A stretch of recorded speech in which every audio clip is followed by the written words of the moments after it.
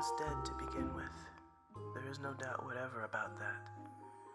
The register of his burial was signed by the clergyman, the clerk, the undertaker, and the chief mourner. Scrooge signed it, and Scrooge's name was good upon change for anything he chose to put his hand to. Old Marley was as dead as a doornail. Mind, I don't mean to say that I know of my own knowledge what there is particularly dead about a doornail. I might have been inclined myself to regard a coffin nail as the deadest piece of ironmongery in the trade. But the wisdom of our ancestors is in the simile. And my unhallowed hand shall not disturb it, but the country's done for. You will therefore permit me to repeat empathetically that Marley was as dead as a doornail. Scrooge knew he was dead? Of course he did. How could it be otherwise? Scrooge and he were partners for I don't know how many years. Scrooge was his sole executor, his sole administrator, his sole assign, his sole residuary legatee, his sole friend and sole mourner.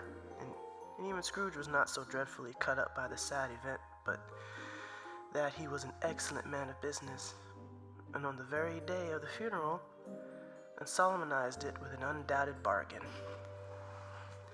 The mention of Marley's funeral brings me back to the point I started from. There is no doubt that Marley was dead. This must be distinctly understood, or nothing wonderful can come of the story I am going to relate. If we were not perfectly convinced that Hamlet's father died before the play began, there would be nothing more remarkable in his taking a stroll at night in an easterly wind upon his own ramparts than there would be in any other middle-aged gentleman rashly turning out after dark in a breezy spot, say St. Paul's churchyard for instance, lurely to astonish his son's weak mind.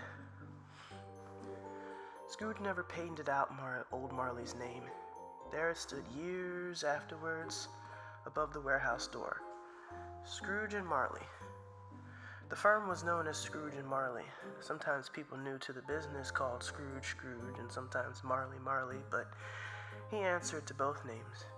It was all the same to him.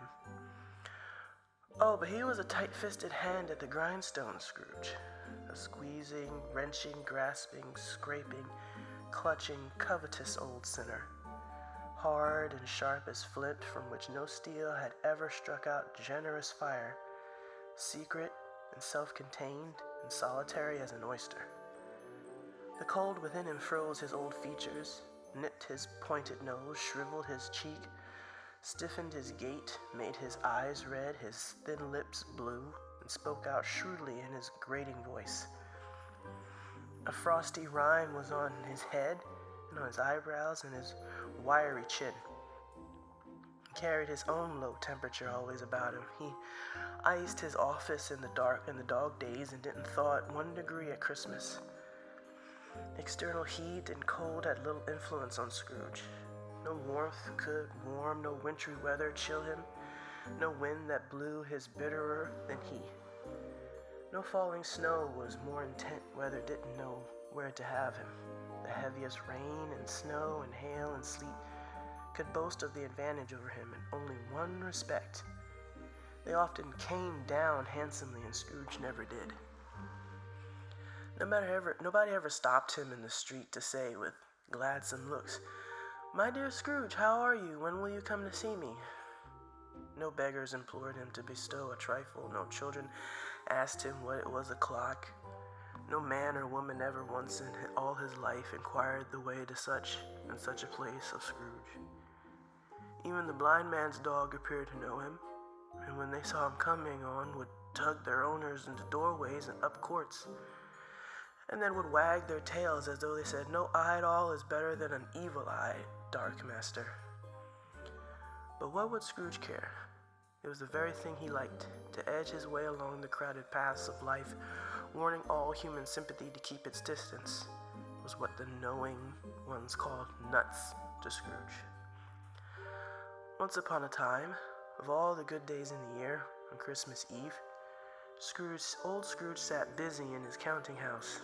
It was cold, bleak, biting weather, foggy withal, and he could hear the people in the court outside go wheezing up and down, beating their hands upon their breasts and stamping their feet upon the pavement stones to warm them.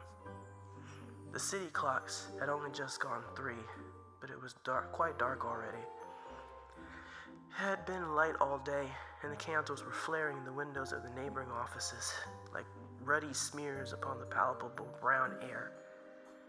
The fog came pouring in at every chink and keyhole, and it was so dense without that although the court was of the narrowest, the houses opposite were mere phantoms. To see the dingy cloud come drooping down, obscuring everything, one might have thought that nature lived hard by and was brewing on a large scale. The door of the Scrooge's counting house was open that he might keep his eye upon his clerk, who in a dismal little cell beyond, a sort of tank, was copying letters.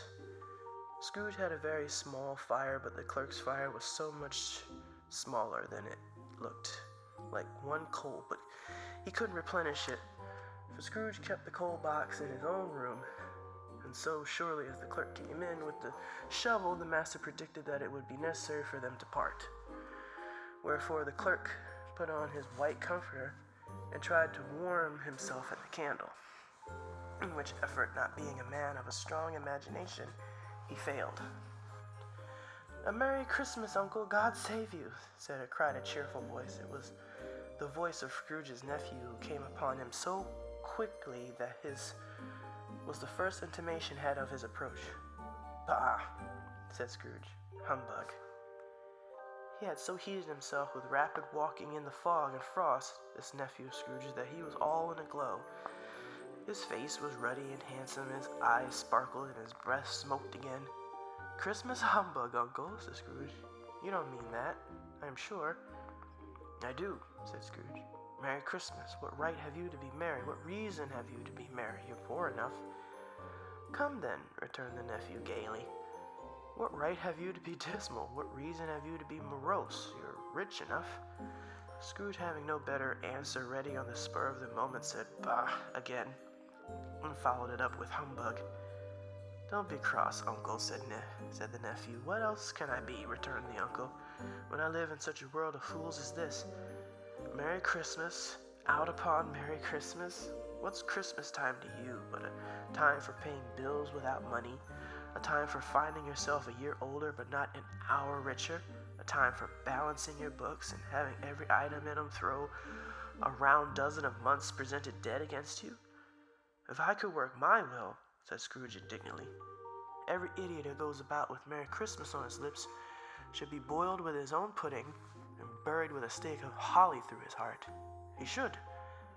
"Uncle," pleaded the nephew. "Nephew," returned the uncle sternly, "keep Christmas in your own way and let me keep it in mine." "Keep it?" repeated Scrooge's nephew. "But you don't keep it." "Let me leave it alone then," said Scrooge. "Much good may it do you, much good it has ever done you." "There are many things from which I might have derived good, by which I have not profited, I dare say," returned the nephew. "Christmas among the rest. But I am sure I have always thought of Christmas time when it has come around. Apart from the veneration due to its sacred name and origin, if anything belonging to it can be apart from that, as a good time, a kind of forgiving, charitable, pleasant time, the only time I know of in the long calendar of the year, when men and women seem to be one consent to open their shut-up hearts freely and to think of people below them as if they really were fellow passengers to the grave, and not another race of creatures bound on other journeys. And therefore, Uncle, though it has never put a scrap of gold or silver in my pocket, I believe it has done me good, and will do me good, and I say, God bless it." The clerk in the tank involuntarily applauded. Becoming immediately sensible of the impropriety, he poked the fire and extinguished the last frail spark forever. "Let me hear another sound from you," said Scrooge, "and you'll keep your Christmas by losing your situation. You're quite a powerful speaker, sir," he added, turning to his nephew. "I wonder you don't go into Parliament." "Don't be angry, Uncle. Dine with us tomorrow." Scrooge said that he would see him. Yes, indeed he did. He went the whole length of the expression and said that he would see him in that extremity first. "But why?" cried Scrooge's nephew. "Why? Why did you get married?" said Scrooge. "Because I fell in love." "Because you fell in love," growled Scrooge, as if that were the only one thing in the world more ridiculous than a Merry Christmas. "Good afternoon." "Nay, uncle, but you never came to see me before that happened. Why give it a reason for not coming now?" "Good afternoon." "I want nothing from you. I ask nothing from you. Why cannot we be friends?" "Good afternoon," said Scrooge. "I am sorry with all my heart to find you so resolute. You have never had any quarrel to which I have been a party, but have made the trial in homage to Christmas, and I'll keep my Christmas humor to the last, so a Merry Christmas, uncle." "Good afternoon," said Scrooge, "and a Happy New Year." "Good afternoon," said Scrooge. His nephew left the room without an angry word, notwithstanding. He stopped at the other outer door to bestow the greetings of the season on the clerk, who, cold as he was warmer than Scrooge, for he returned them cordially. "There's another fellow," muttered Scrooge, who overheard him. "My clerk with 15 shillings a week and a wife and family, talking about a Merry Christmas. I'll retire to Bedlam." This lunatic, in setting Scrooge's nephew out, had let 2 other people in. They were portly gentlemen, pleasant to behold, and now stood with their hats off in Scrooge's office. They had books and papers in their hands and bowed to him. "Scrooge and Marley's, I believe," said one of the gentlemen, referring to his list. "Have I the pleasure of addressing Mr. Scrooge or Mr. Marley?" "Mr. Marley has been dead these 7 years," Scrooge replied. "He died 7 years ago this very night." "We have no doubt this liberality is well represented by his surviving partner," said a gentleman representing his credentials. It certainly was, for they had been 2 kindred spirits. At the ominous word liberality, Scrooge frowned and shook his head and handed the credentials back. "At this festive season of the year, Mr. Scrooge," said the gentleman, taking up a pen, "it is more than usually desirable that we should make some slight provision for the poor and destitute, who suffer greatly at the present time. Many thousands are in want of common necessities, like hundreds of thousands are in want of common comfort, sir." "Are there no prisons?" said Scrooge. "Plenty of prisons," said the gentleman, laying down the pen again. "And the union workhouses, are they still in operation?" "They are still," returned the gentleman. I wish I could say they were not. The treadmill and the poor law are in full vigor then, yeah?" said Scrooge. "Both very busy, sir." Oh, okay. I was afraid from what you said at first that something had occurred to them. Had occurred and stopped them from their usual course," said Scrooge.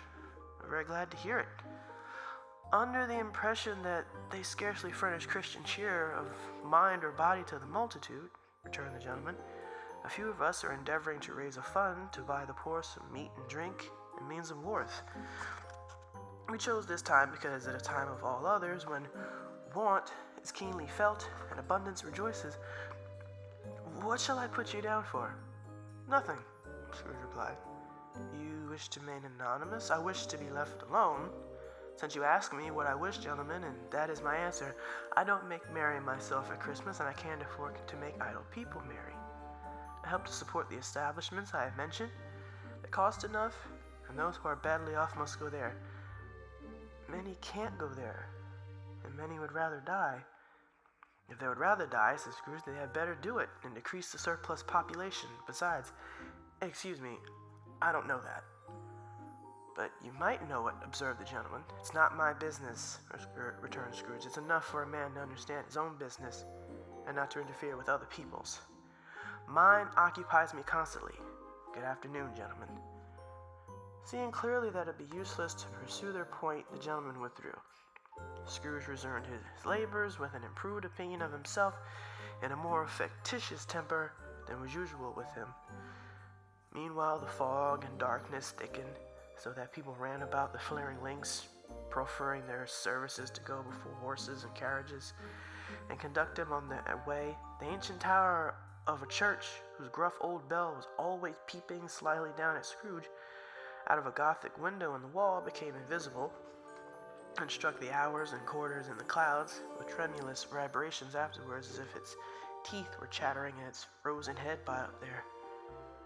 The cold became intense, In the main street at the corner of the court, some laborers were repairing the gas pipes and had lighted a great fire in a brazier, round which a party of ragged men and their boys gathered, warming their hands and winking their eyes before the blaze in rapture. The water plug being left in solitude, its overflowing sullenly congealed and turned to misanthropic ice. The brightness of the shops where holly sprigs and berries crackled in the lamp heat of the windows made pale faces ruddy as they passed.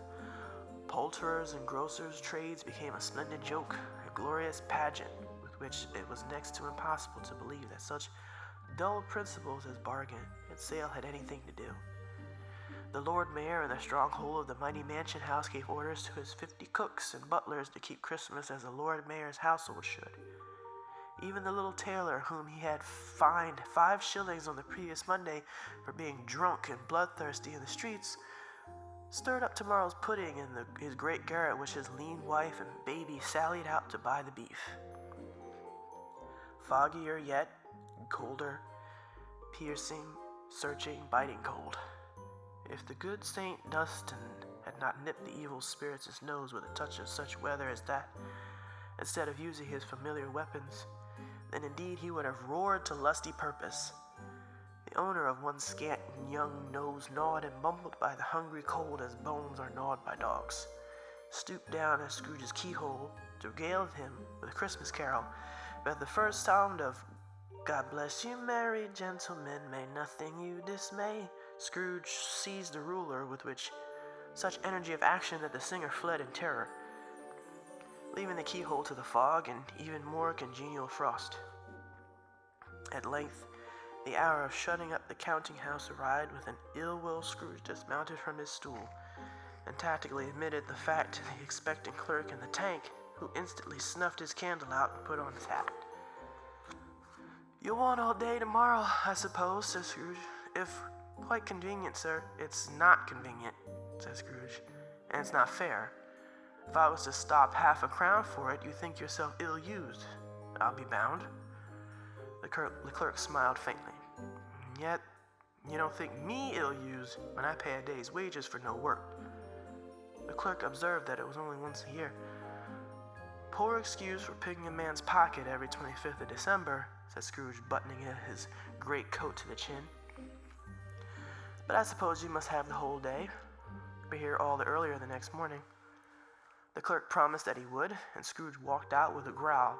The office was closed in a twinkling, and the clerk, with the long ends of his white comforter dangling below his waist, for he boasted no greatcoat, went down a slide on Cornhill at the end of Lane of Boys 20 times in honor of its being Christmas Eve, and then ran home to Camden Town as hard as he could pelt to play at Blind Man's Bluff. Scrooge took his melancholy dinner in his usual melancholy tavern, and having read all the newspapers and beguiled the rest of the evening with his banker's book, went home to bed. He lived in chambers which had once belonged to his deceased partner. They were a gloomy suite of rooms in a lowering pile of building up a yard where it had so little business to be that one could scarcely help fancying it must have run there when it was a young house, playing at hide and seek in other houses, and forgotten the way out again. It was old enough now and dreary enough, for nobody lived in it but Scrooge, the other rooms being all let out as offices. The yard was so dark that even Scrooge knew it was every stone was fain to grope with his hands. The fog and frost hung about the black old gateway of the house, that it seemed as if the genius of the weather sat in mournful meditation on threshold. Now it is a fact that there was nothing at all particular about the knocker on the door, except that it was very large, and also a fact that Scrooge had seen it night and morning. This whole residence in that place, also that Scrooge had as little of what is called fancy about him as any man in the city of London, even including, which is a bold word, the corporation, aldermen, and livery. Let it also be borne in mind that Scrooge had not bestowed one thought on Marley since his last mention of his 7 years dead partner that afternoon. And then let any man explain to me, if he can, how it happened that Scrooge, having his key in the lock of the door, saw the knocker without its undergoing any intimate process of change, not a knocker, but Marley's face. Marley's face. It was not an impenetrable shadow as the other objects in the yard were, but had a dismal light about it like a bad lobster in a dark cellar. It was not angry or ferocious, but looked at Scrooge as Marley used to look, with ghostly spectacles turned up on its ghostly forehead.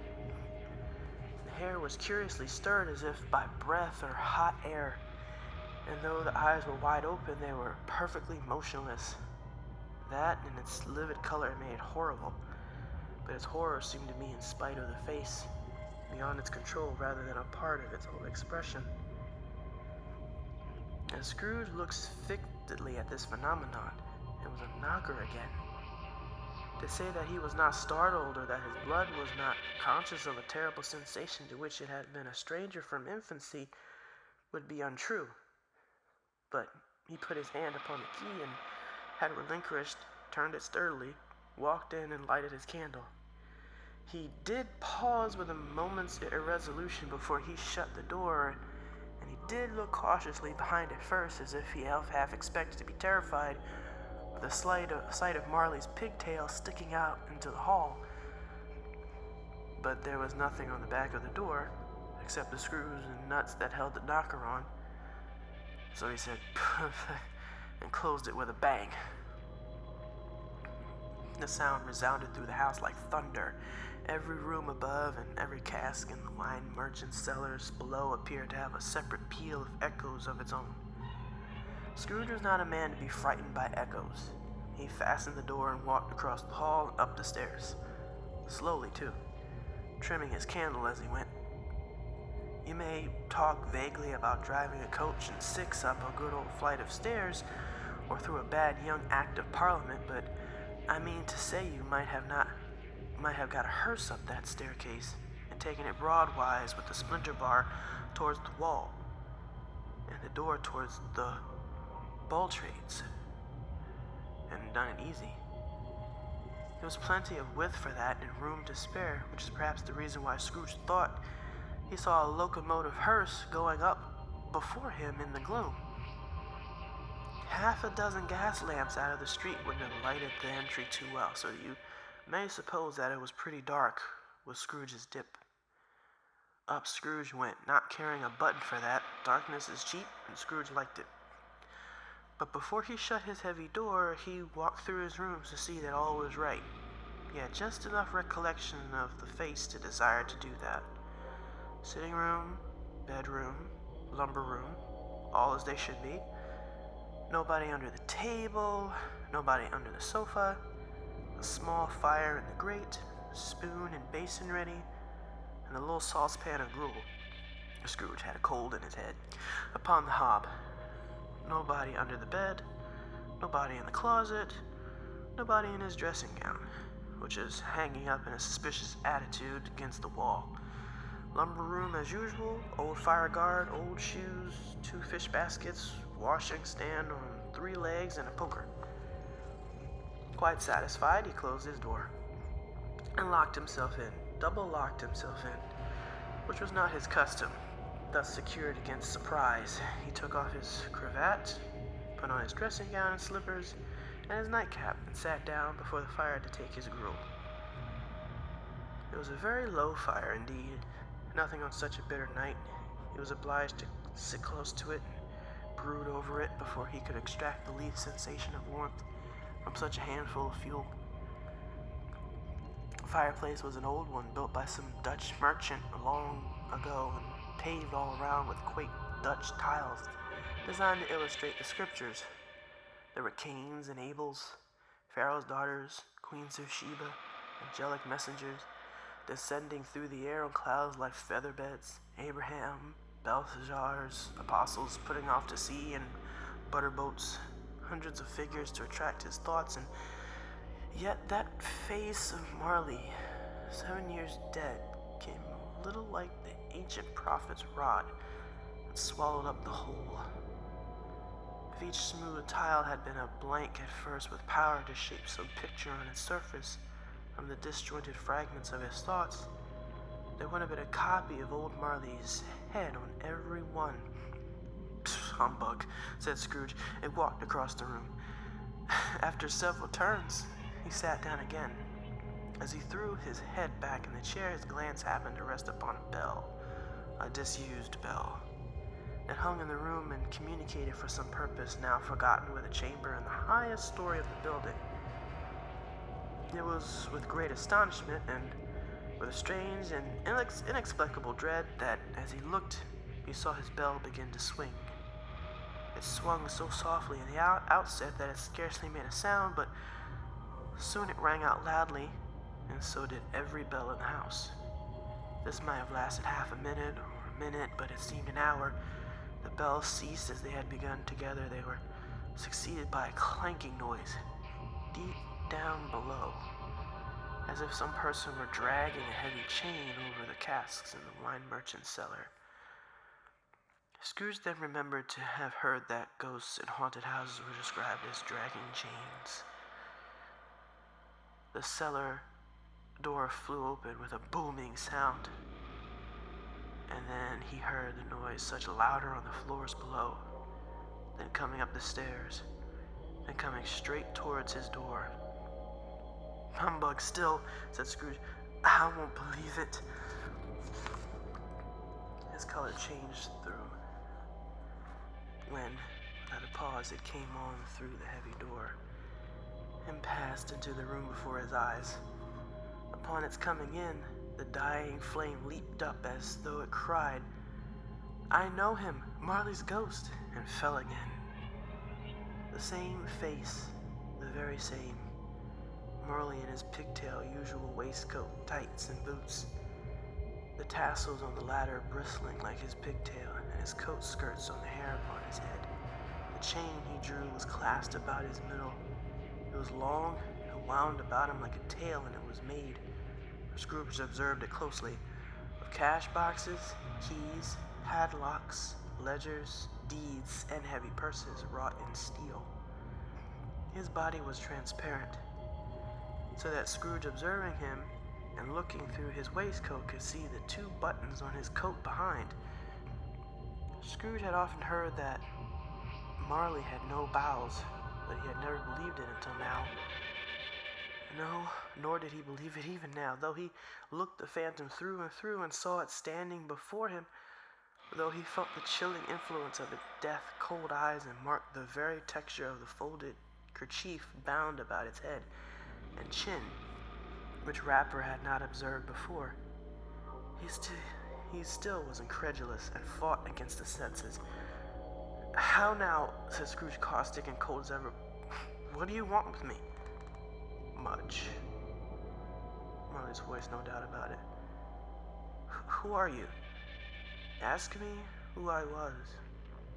Who were you then? Said Scrooge, raising his voice. You're particular for a shade, he was going to say, to a shade, but substituted this as more appropriate. In life, I was your partner, Jacob Marley.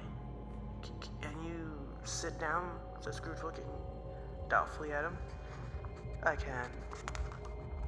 Do it then, Scrooge asked the question, because he didn't know whether a ghost so transparent might find himself in a condition to take a chair, and felt that in the event of its being impossible, it might involve the necessity of embarrassing explanation. But the ghost sat down on the opposite side of the fireplace as if he were quite used to it.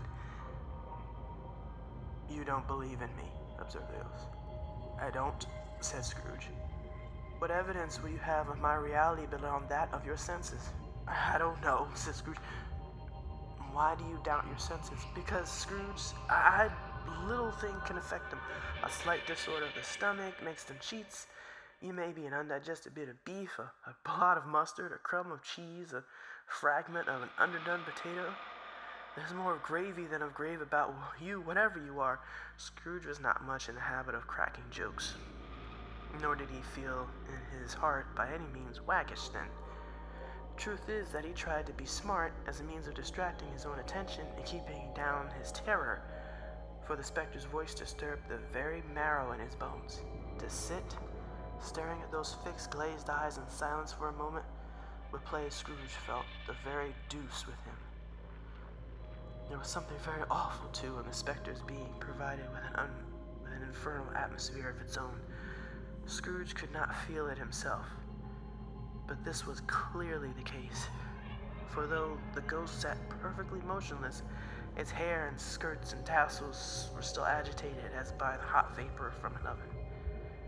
"You see this toothpick?" said Scrooge, returning quickly to the charge for the reason just assigned, and wishing, though it were only for a second, to divert the vision's stony gaze from himself. "I do," replied the ghost. "You are not looking at it," said Scrooge. "But I see it," said the ghost, notwithstanding. "Well," returned Scrooge, "I have but to swallow this, and be for the rest of my days persecuted by a legion of goblins, all of my own creation. Humbug, I tell you, humbug!" At this the spirit raised a frightful cry, and shook its chain with such a dismal and appalling noise that Scrooge held on tight to his chair, to save himself from falling in a swoon. But how much greater was this horror than the phantom taking off the bandage round its head, as if it were too warm to wear indoors, and its lower jaw dropped down to his breast. Scrooge fell upon his knees and clasped his hands before him. "Mercy!" he said. "Dreadful apparition, why do you trouble me?" "Man of the worldly mind," replied the ghost, "do you believe in me or not?" "I do," said Scrooge. "I must. Why do spirits walk the earth, and why do they come to me?" "It is required of every man," said the ghost, "that the spirit within him should walk abroad among his fellow men, and travel far and wide, and if that spirit goes not forth in life, it is condemned to do so after death. It is doomed to wander through the world. Woe is me, and witness what it cannot share, but might have shared on earth, and turned to happiness." Again the specter raised a cry and shook its chain and wrung its shadowy hands. "You are fettered," said Scrooge, trembling. "Tell me why." "I wear the chain I forged in life," replied the ghost. "I made it link by link and yard by yard. I girded it on of my own free will, and of my own free will I wore it. Is its pattern strange to you?" Scrooge trembled more and more. "Would you know," pursued the ghost, "the weight and length of the strong coil you bear yourself? It was full as heavy and as long as this, 7 Christmas Eves ago. You have labored on it since. It is a ponderous chain." Scrooge glanced about him on the floor in the expectation of finding himself surrounded by some 50 or 60 fathoms of iron cable, but he could see nothing. "Jacob," he said imploringly. Oh, Jacob Marley, tell me more. Speak comfort to me, Jacob. I have none to give." The ghost replied. "It comes from other regions, Ebenezer Scrooge. It is conveyed by other ministers, to other kinds of men. Nor can I tell you what I would. A very little more is all permitted to me. I cannot rest. I cannot stay. I cannot linger anywhere. My spirit never walked beyond our counting house. Mark me. In life, my spirit never roved beyond the narrow limits of our money-changing hole, and weary journeys lie before me." It was a habit with Scrooge, whenever he became thoughtful, to put his hands on his breeches pockets, pondering on what the ghost had said, and did so now, but without lifting up his eyes or getting off his knees. "You must have been very slow about it, Jacob," Scrooge observed in a businesslike manner, though with humility and deference. "Slow," the ghost repeated. 7 years dead," mused Scrooge, "and traveling all the time?" "The whole time," said the ghost. "No rest, no peace, incessant torture of remorse." "You travel fast?" "On the wings of the wind," replied the ghost. "You might have got over a great quantity of ground in 7 years," said Scrooge. The ghost, on hearing this, set up another cry, and clanked its chain so hideously in the dead silence of the night that the ward would have been justified in indicating it for a nuisance. "Oh, captive bound in double iron," cried the phantom, "not to know that ages of incessant labor by immortal creatures. For this earth must pass into eternity before the good of which it is susceptible is all developed. Not to know that any Christian spirit working kindly in its little sphere, whatever it may be, will find its mortal life too short for its vast means of usefulness. Not to know that no space of regret can make amends for one's life's opportunity misused. Yet, such was I. Oh, such was I. But you were always a good man of business, Jacob, faltered Scrooge, who now began to apply this to himself. Business? Cried the ghost, wringing his hands again. Mankind was my business. The common welfare was my business. Charity, mercy, forbearance, and benevolence were all my business. The dealings of my trade were but a drop of water in the comprehensive ocean of my business.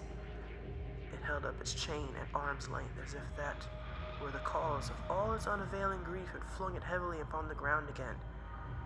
At this time of the rolling year, I suffer most. Why did I walk through crowds of fellow beings with my eyes turned down and never raise them to that blessed star which led the wise men to a poor abode? Were there no poor homes to which its light would have conducted me? Scrooge was very dismayed to hear the spectre going on at this rate, and began to quake exceedingly. Hear me, said the ghost. My time is nearly gone. I will, said Scrooge, but don't be hard upon me. Don't be flowery, Jacob. Pray, how is that I appear before you in a shape that you can see? I may not tell. I have sat invisible beside you many and many a day. It was not an agreeable idea. Scrooge shivered and wiped the perspiration from his brow. That is no light part of penance, pursued the ghost. I am here tonight to warn you that you have yet a chance and hope of escaping my fate. A chance and hope of my procuring Ebenezer.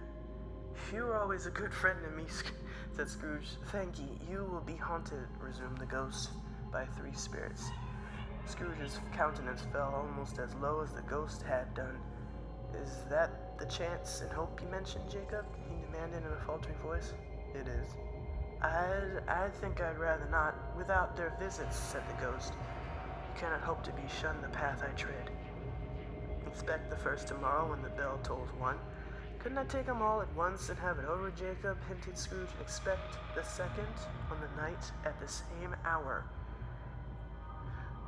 The third upon the next night when the last stroke of 12 has ceased to vibrate. Look to see me no more, and look that, for your own sake, you remember what has passed between us. When it had said these words, the spectre took its wrapper from the table and bound it round its head as before. Scrooge knew this by the smart sound its teeth made when the jaws were brought together by the bandage. He ventured to raise his eyes again and found his supernatural visitor confronting him in the erect attitude, with his chain wound over and about its arm. The apparition walked backward from him, and at every step it took, the window raised itself a little, so that when the spectre reached it, it was wide open. It beckoned Scrooge to approach, which he did. When they were within 2 paces of each other, Marley's ghost held up its hand, warning him to come no nearer. Scrooge stopped. Not so much in obedience as in surprise and fear, for on the raising of the hand he became sensible of confused noises in the air, incoherent sounds of lamentation and regret, wailings inexpressibly sorrowful and self-accusatory. The spectre, after listening for a moment, joined in the mournful dirge. It floated out upon the bleak, dark night. Scrooge followed to the window, desperate in his curiosity. He looked out. The air was filled with phantoms, wandering hither and thither in restless haste, moaning as they went. Every one of them wore chains like Marley's ghost. Some few, they might be guilty governments, were linked together. None were free. Many had been personally known to Scrooge in their lives. He had been quite familiar with one old ghost in a white waistcoat with a monstrous iron safe attached to its ankle, who cried piteously at being unable to assist a wretched woman with an infant whom it saw below upon a doorstep. The misery with them all was clearly that they sought to interfere for good in human matters and had lost the power forever. Whether these creatures faded into mist or mist enshrouded them, he could not tell, but they and their spirit voices faded together, and the night became as it had been when he walked home. Scrooge closed the window and examined the door by which the ghost had entered.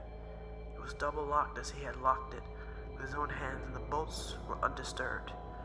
He tried to say humbug, but stood at the first syllable, and being from the emotion he had undergone, or the fatigues of the day, or his glimpse of the invisible world, or the dull conversation of the ghost, or the lateness of the hour, much in need of repose, went straight to bed without undressing and fell asleep upon the instant.